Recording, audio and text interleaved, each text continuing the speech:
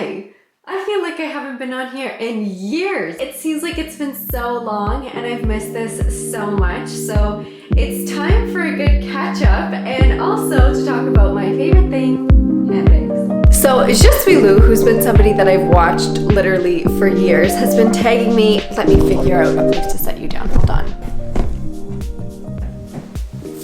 Okay, like I was saying, Je suis Lou has been somebody that I've literally watched for years, and I love her content, I love her story, I love her energy. She just seems like a real person, and that's sort of what I love about her. She's very down to earth and yet is able to talk about things like handbags and fashion and really doesn't make you feel like anything but just part of the conversation, which is totally what this is all about. So getting back into my channel, I've had a lot of things going on in my life that I'm dying to share with you. I realize I seem like I'm always pretty excited about something, whether it was going to London and Paris with my mom or buying the new handbags in my collection, whatever it is. But what I have coming up is actually genuinely life-changing. Like my life now compared to a year or a year and a half ago when I was like really in the thick of it is just completely different, and I'm so excited to tell you all about it and finally get like this secret off of my chest. But until I can do that, I figured we would talk about handbags because that's just the next best thing. So on Lou's channel recently, she did 5 bags that I'm obsessed with, and I'm gonna do my take on that today. And none of these bags are necessarily super trending. I have honestly felt like I've been a little bit separated from bag trends and just really like designer handbags for a while. I've honestly had my eye on a Birkin and sort of like having my blinders onto everything else, and keeping my eye on the prize is something that I want to do until I get that. So it's sort of like when you're buying your dream car, like you don't upgrade until you get the thing that you're actually excited about and wanting and have been dreaming about forever. So that's sort of where I am on that front. However, it doesn't mean that I don't love still finding something that makes me really inspired. So this list that I've come up with has been basically bags that I've been loving for a long time, like ones that have sort of been on my radar for the past few years or sort of just in different iterations now. So some color, which is always exciting for me.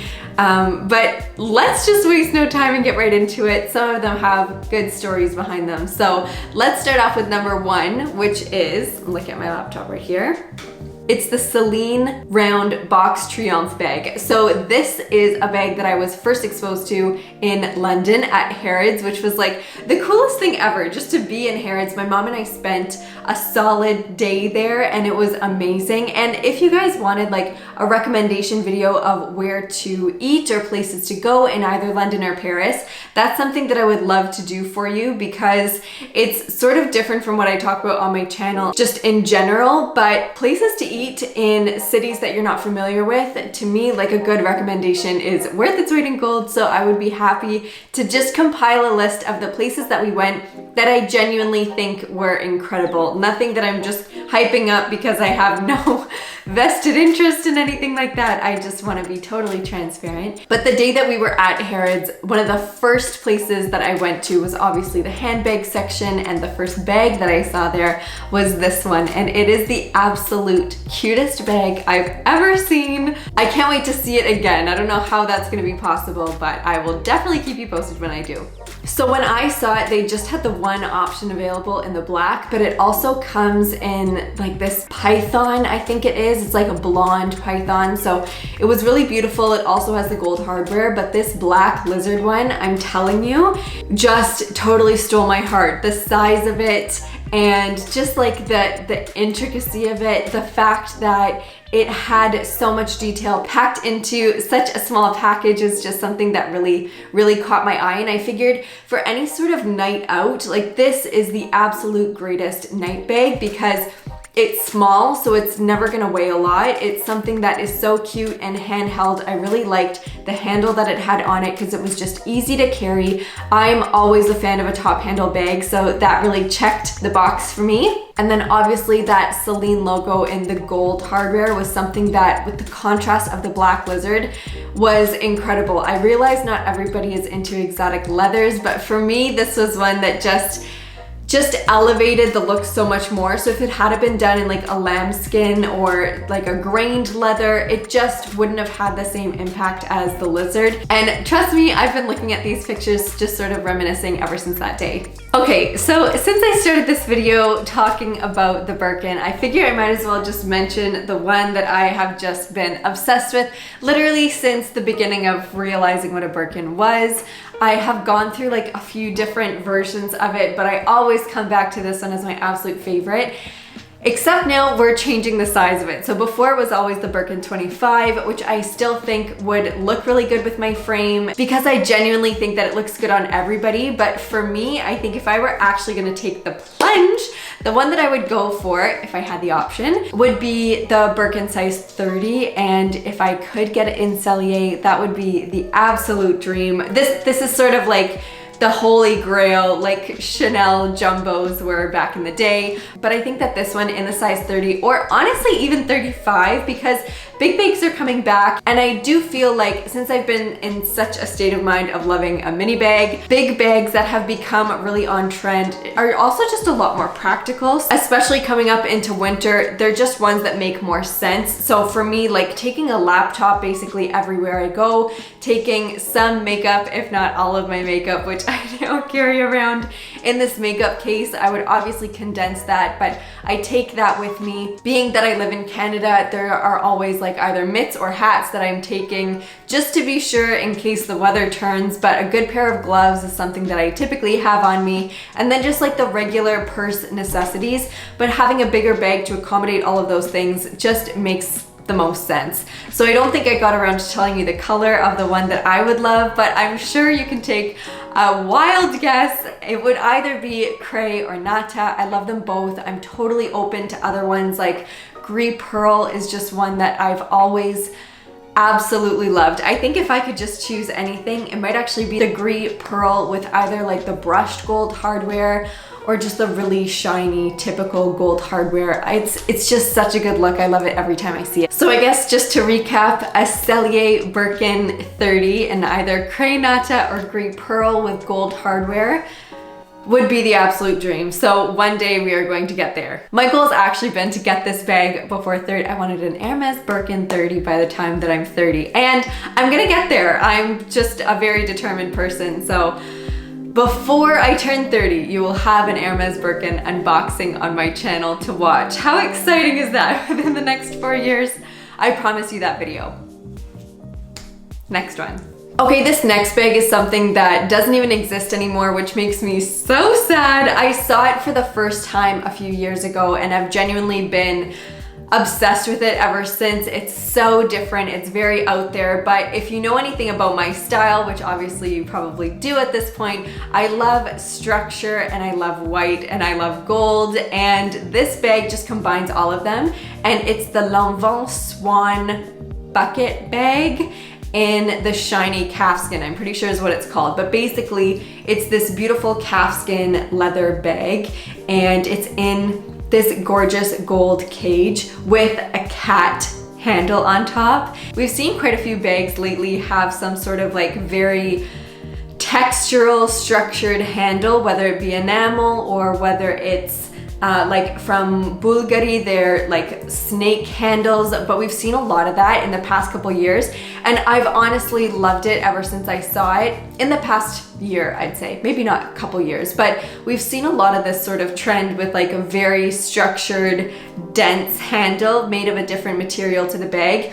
And just that contrast alone, I love texturally. But this bag I just think is so beautiful. Not really one that I'm gonna be wearing day to day, but on the special occasion that I do, I know I would absolutely love it. So this is definitely on the wish list for one day in the future. Next on the list is really all about the color that it comes in and the texture, if I'm being honest, but it's the Gucci Jackie 1961 in the emerald croc. I don't know exactly what the color of the green is, but it's very, very similar to my Cartier Panthère bag, which I absolutely love. I feel like because it has been, green has been everywhere. It's really been the color of the season, more so the color of the year, and I see it totally trending into fall and winter, especially in outerwear as well. I saw a beautiful Isabel Marant like buffalo check with green and cream, and it was stunning. So this purse is something that I feel like is so classy, but it's also so trendy at the same time. Obviously, the Jackie bag is like an homage to Jackie O, and especially because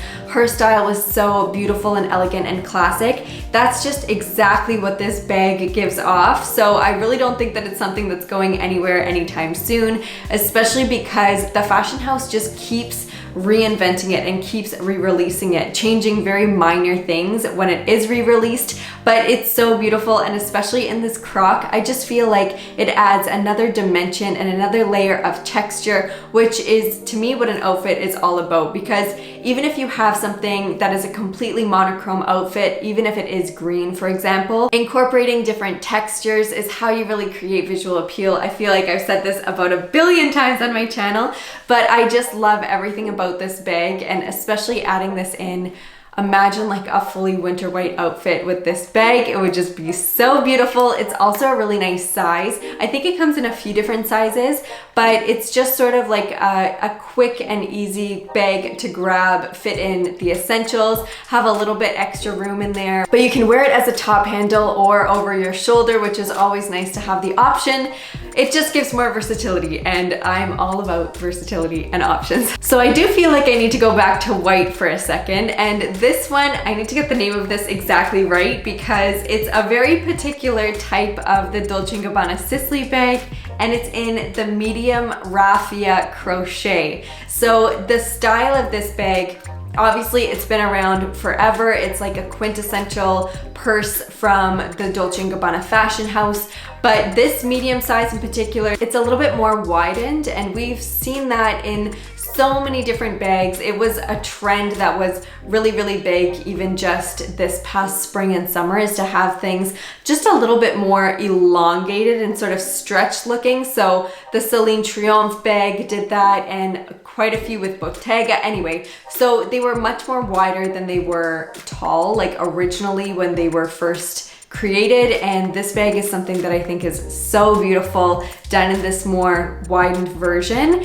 And obviously with the crochet, like I was just saying about the texture element, it's just gorgeous. And in my opinion, it's just the perfect summer bag. Like I can see this being taken anywhere, like out on the water, on a boat, to get a beautiful picture of it, but also just like, it's kind of easy and breezy, and with the raffia makes it feel a little bit nautical in my opinion. And then obviously with the gold accents from the hardware, it's just a really, really nice touch, and sort of in keeps with the colors that I'm always preaching about, which is white and gold together.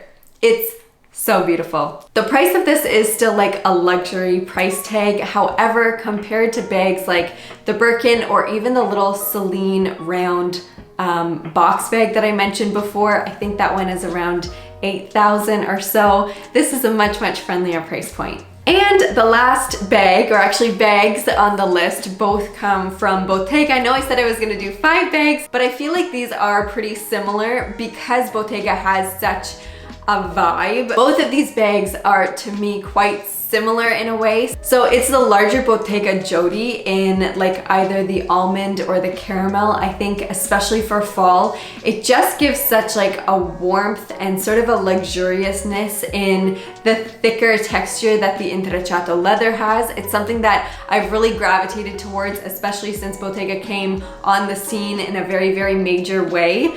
I don't know so much about the tire boots, if they're going to make a comeback for this fall and winter, but that remains remains to be seen. And then of course the other bag that is just so part of what Bottega has built their whole brand on is the Cassette bag. But the brick Cassette is something that I just recently learned about, and in the white, I just think that it makes the design of this bag pop, because again, there's more texture, and the Cassette bag itself is really something that is quite like clean and streamlined because of its like just very rectangular shape.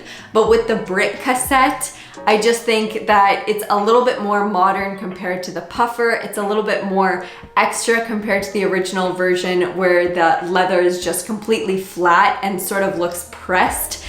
But this one is just stunning. So I'm very, very interested to hear if you've heard of this bag before or maybe even seen it on the streets. It's not one that I've seen in person, but who knows if it will end up in my collection and maybe even on my shelf one day. I would love to hear what bags you're currently obsessed with. But I did just want to say thank you for watching this video. Thank you to Lou for starting this and tagging me. If you did, I honestly can't remember, but I just really appreciate being part of this community where we can all talk about handbags. I'll see you very, very soon in my next one.